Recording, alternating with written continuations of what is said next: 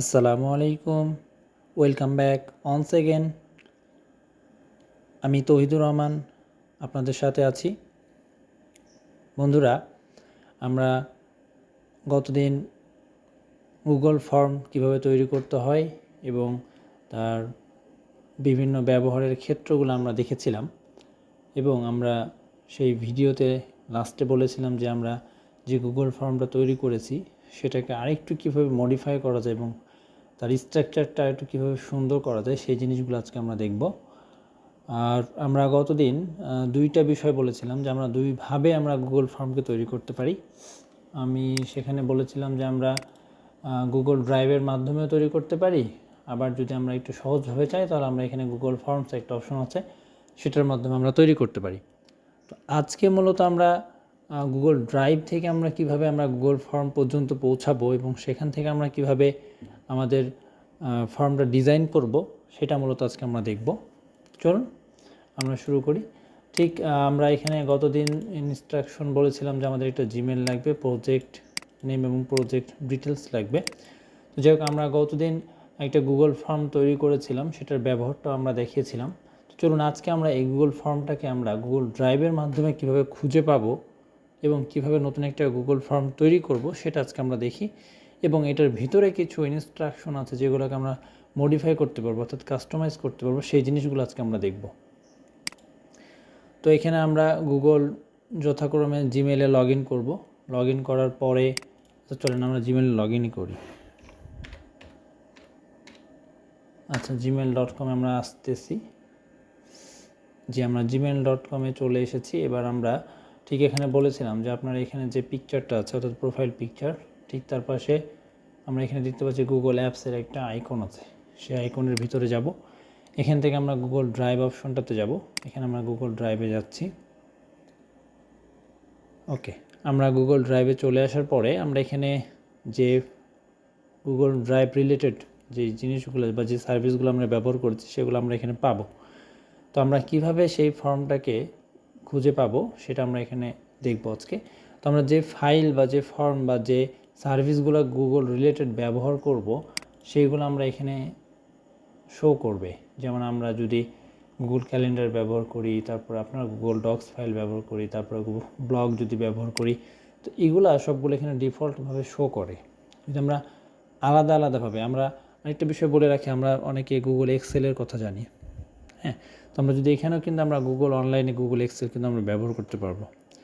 হ্যাঁ, তো ওই জিনিসগুলো আমরা যদি ব্যবহার করতে চাই তাহলে কিভাবে ব্যবহার করব সেই জিনিসগুলো আজকে আমরা মূলত দেখব। আমরা গতদিন এখানে গুগল অ্যাপসের মাধ্যম থেকে খুব সহজে আমরা গুগল ফর্মটাকে ব্যবহার করতে পেরেছিলাম। আজকে আমরা দেখব গুগল ড্রাইভ থেকে কিভাবে ব্যবহার করা যায়। তো আমরা এখানে যে নিউ অপশনটা দেখতে পাচ্ছি একদম বাম দিকে কোণার উপরে, অর্থাৎ গুগল ড্রাইভের যে আইকনটা তার নিচে যে নিউ অপশনটা আছে সেটার মধ্যে যদি আমরা ক্লিক করি, ক্লিক করার পরে আমরা একটু নিচের দিকে যদি আমরা আসি তাহলে এখানে আমরা ড্রপ ডাউন মেনু দেখতে পাচ্ছি। ড্রপ ডাউন মেনু অবশ্যই দেখতে পাচ্ছি। এখানে আমরা গুগল ডক্স ফাইল দেখতে পাচ্ছি, গুগল শিট দেখতে পাচ্ছি, গুগল স্লাইডার দেখতে পাচ্ছি, গুগল ফর্মস দেখতে পাচ্ছি। সো এই যে আমরা গুগল ফর্মসটাকে এখান থেকে আমরা খুব সহজেই ব্যবহার করতে পারবো। সো আমরা যদি এখানে ক্লিক করি, এখানে আমরা আরও ড্রপ ডাউন 3টা মেনু দেখতে পাচ্ছি। আপনারা দেখতে পাচ্ছেন হয়তো যে আমরা উপরের দিকে যাই, গুগল ফর্ম থেকে আসার পরে এই যে আরও চিহ্নের উপরে ক্লিক করলে কিন্তু আমরা এখানে পাচ্ছি। এখানে অবশ্য 3টা ডিফল্টভাবে দেখাচ্ছে যে ব্ল্যাঙ্ক ফর্ম, তারপরে ব্ল্যাঙ্ক কুইজ, আমরা যদি কুইজ নিতে চাই তাহলে সেটাও নিতে পারবো। তারপরে ফর্ম এ টেমপ্লেট, ওই যে আমরা গতদিন ডিফল্টভাবে কিছু ফর্ম দেখে এসেছিলাম, চলুন আমরা সেটা একটু দেখে আসি। ওকে, আমরা ডিফল্টভাবে ফর্ম দেখেছিলাম যে ওখানে কিছু ফর্ম থাকে যে ঠিক ওপরের দিকে যে ডিফল্টভাবে থাকে, এগুলোকে বলা হচ্ছে টেমপ্লেট গ্যালারি। ওকে, এখানে আমরা যদি অ্যারো চিহ্নতে ক্লিক করি তাহলে আরও কিছু টেমপ্লেট গ্যালারি আমরা এখানে পাবো। ওকে, এই যে বিভিন্ন ধরনের টেমপ্লেট গ্যালারি এখানে কিন্তু দেওয়া আছে, যে কোনোটা আমরা চাইলে ব্যবহার করতে পারি। তো আমরা যেখানে ছিলাম, তো আমরা এখানে নিউ অপশন থেকে আমরা গুগল ফর্মে যাব, তারপরে এখান থেকে আমরা ব্ল্যাঙ্ক ফর্মটাতে ক্লিক করব। ব্ল্যাঙ্ক ফর্মে ক্লিক করলেই নতুন একটা ব্ল্যাঙ্ক ফর্ম তৈরি আসবে। তারপরে আমরা এখান থেকে কীভাবে এটাকে তৈরি করতে হবে সেটা অবশ্যই আমরা জেনেছি। আশা করছি আপনারা যে কোনো সময় যে কোনো প্রয়োজনে আপনারা গুগল ফর্ম তৈরি করতে পারবেন। জি, এবার আসেন আমি বলেছিলাম যে এখানে আরও একটু কিছু কাস্টমাইজ বা সুন্দর করে ডিজাইন করা যায়, সেই ডিজাইনগুলো আমরা একটু দেখে আসি।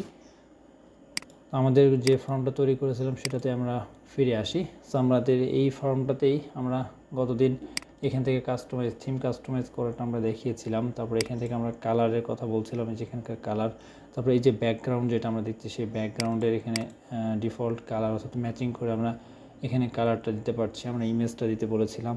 তারপরে আমরা এখানে টেক্সট সাইজগুলোকে আমরা কম বেশি করতে পারবো না, সর্বোচ্চ 12 সাইজ দিতে পারবো। ফ্রন্ট, রোটেট এগুলো সব কিছু 12 করে দেওয়া আছে। ওকে, থিম কাস্টমাইজ আমাদের কমপ্লিট। এবার আমরা সেটিংস অপশনে যাই। ওকে, এখন এখানে আমাদের সেটিংসে বেশ কিছু বিষয় আছে যেগুলো নিয়ে আমাদের একটা লেকচার হয়ে যাবে আশা করছি।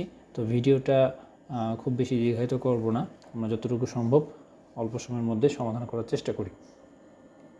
ওকে, মেক দিস এ কুইজ। আপনি যদি একটা কুইজ তৈরি করতে চান তাহলে এটাকে অন করে দিতে হবে। অন করে দিলেই কিন্তু এখানে অপশনগুলো চেঞ্জ হয়ে যাচ্ছে। তো আমরা যেহেতু আজকে কুইজ অপশন নিয়ে কাজ করছি না, আমরা ডাটা কালেকশন বা লিড কানেকশন নিয়ে কাজ করতে, সেহেতু আমরা এটাকে অন করব না। আমরা নেক্সট আরও একটা ভিডিওতে আমরা জাস্ট শুধুমাত্র কুইজ কীভাবে তৈরি করতে হয় সেই বিষয়গুলো নিয়ে আলোচনা করব। ওকে, তো আমরা রেসপন্স এই অপশনটাতে একটু দেখি এখানে কি আছে। এখন রেসপন্সগুলো কী হতে পারে কীরকম, আপনি যদি সবার ইমেল কালেক্ট করতে চান, আমরা ওখানে দেখিয়েছিলাম যে রিকোয়ার্ড একটা অপশন আছে। কোনো একটা ইনফরমেশন যদি আপনার রিকোয়ার্ড করে দেন তাহলে সেই ইনফরমেশনটা অবশ্যই দিতে সে বাধ্য, না দিলে সে ফর্মটা কী করতে পারবে না, সাবমিট করতে পারবে না। ঠিক একই রকমভাবে আজকে যদি আমরা এখন এখানে যদি কালেক্ট ইমেল অ্যাড্রেস, এখানে যদি আমরা এটাকে রিকোয়ার্ড করে দিই তাহলে কী করবে, প্রত্যেককেই তার জিমেল অবশ্যই এখানে দিতে হবে। জিমেল না দিলে সে কী করতে পারবে না, কালেক্ট করতে পারবে না। ওকে, আরেকটা বিষয় এখান থেকে send response A copy of their response, এখানে আমরা যদি হোয়েন রিকোয়েস্টেড অলওয়েজ আমরা সবসময় এটাকে অফ করে রাখবো। ওকে, অ্যালাউ রেসপন্স এডিটিং।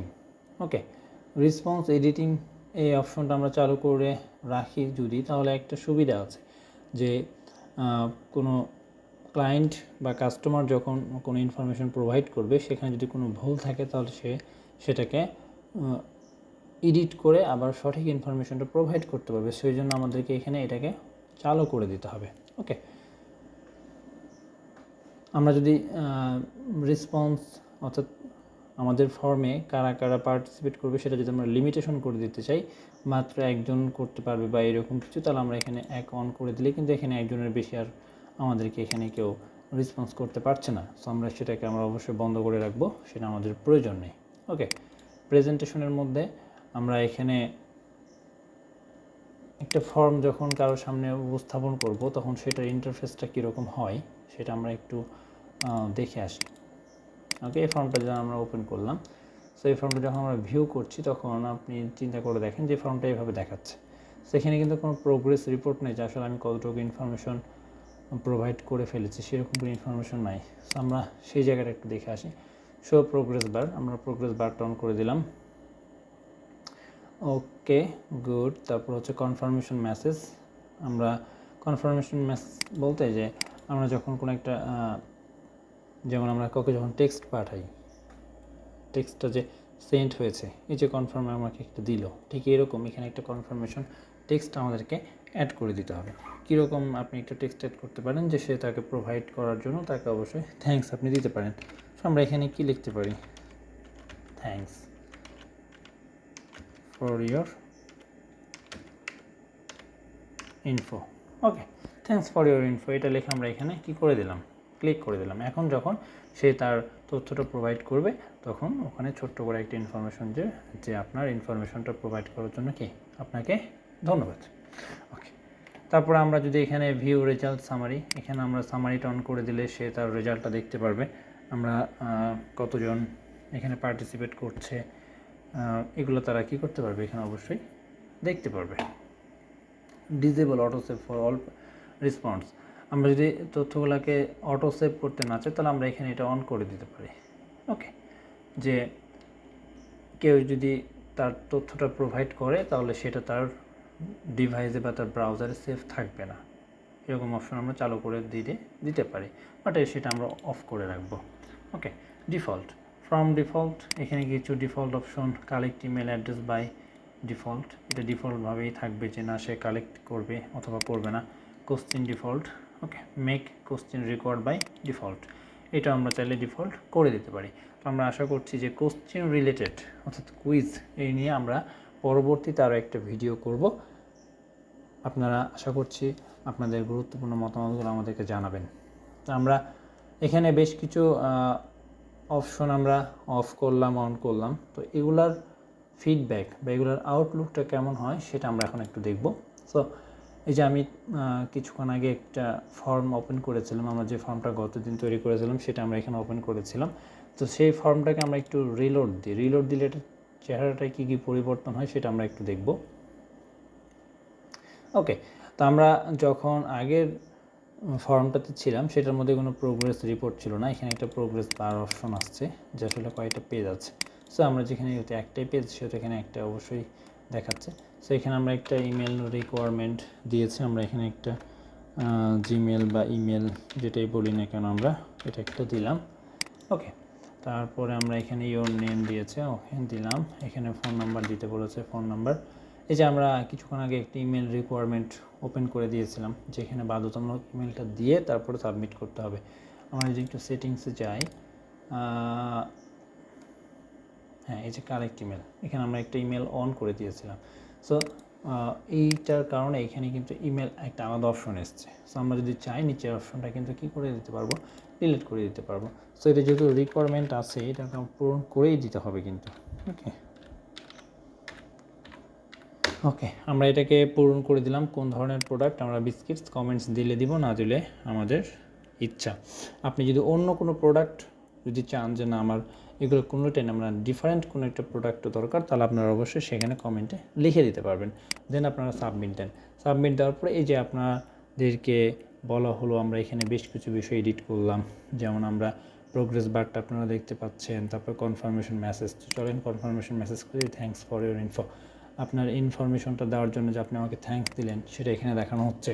ওকে, তারপরে ভিউ রেজাল্ট সামারি। তারপরে আমরা কি করেছিলাম ওইখানে যে আমরা ইনফরমেশনটার জন্য এডিট করতে পারি, এই যে অ্যালাউ ইনফরমেশন এডিট, সেই অপশনগুলো চালু করেছিলাম। সো আপনি কোন ইনফরমেশন ভুল করলে আপনি এখানে ক্লিক করে কিন্তু এডিট করতে পারবেন।